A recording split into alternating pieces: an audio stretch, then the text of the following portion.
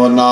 আমি আল্লাহ কোরআনটা নাজিল করেছি রমজানের শেষ দশকে, নাজাতের শেষ দশকের কোন একটা বেজর রাত্রে আমি কোরআন নাজিল করেছি। যেই রাত্রে আমি আল্লাহ কোরআন নাজিল করেছি ওই রাতটারে কোরআনের ভাষায় লাইলাতুল কদর বলে। ইন্না আনজালনাহু ফি লাইলাতিল কদর ওয়া মা আদরাকা মা লাইলাতুল কদর লাইলাতুল কদরি খায়রুম মিন আলফি শাহর। আল্লাহ বলেন, ও নবী, আমি আল্লাহ রমজান মাসে কোরআন নাজিল করেছি, তবে গোটা রমজান মাসে না, প্রথম দশকে না, দ্বিতীয় দশকে না, তৃতীয় দশকের প্রতিদিন রাত্রে না, কোন একটা বেজর রাত্রি, ঠিক কিনা বলেন? কোন এক বেজর রাত্রি আমি আল্লাহ কোরআন নাজিল করেছি। ওই যে রাত্রে আমি আল্লাহ কোরআন নাজিল করেছি ওই রাতের দাম কত জানেননি? আমি আল্লাহ আমার বান্দা কোরআন নাজিলের রাতটা না আমি বরকত কদরের রাত বানায়া দিলাম।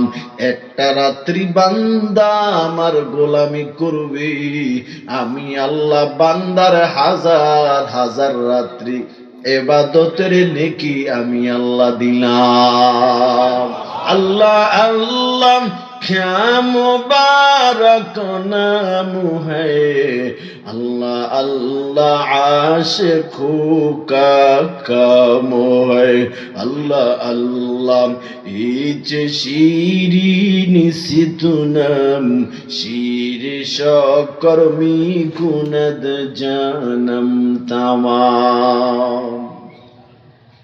তাহলে কি বুঝলাম? কোরআন কেমন দামি কিতাব।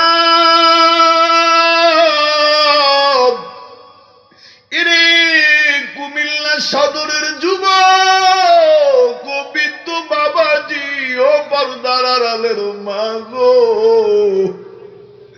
ভালো করে বুঝে নেন।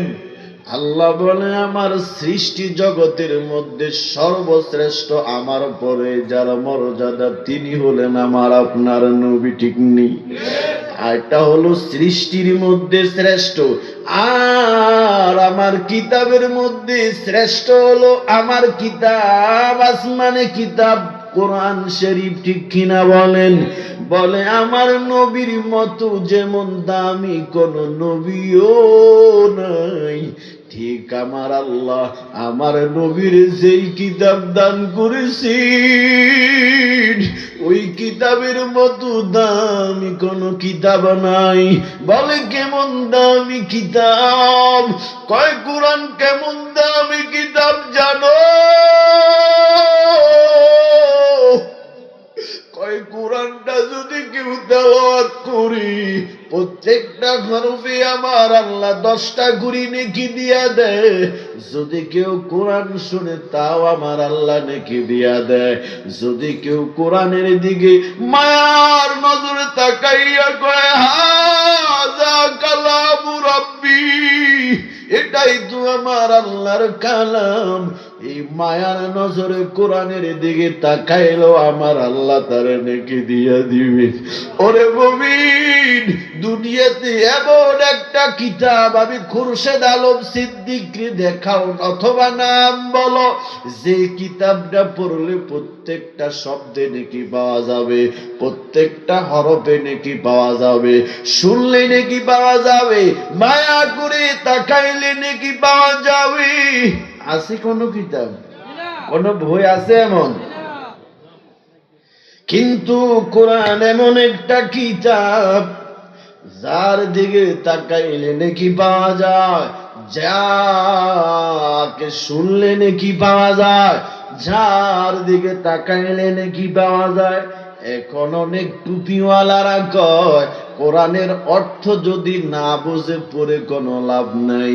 আমি বলি অর্থ জানা লাগবে না, শুধু যদি পড়ো প্রত্যেকটা হরফে 10 নেকি, ঠিক কিনা? কয় নাকি? তাহলে কোরআন এমন কিতাব, যেই কিতাবটা পড়লে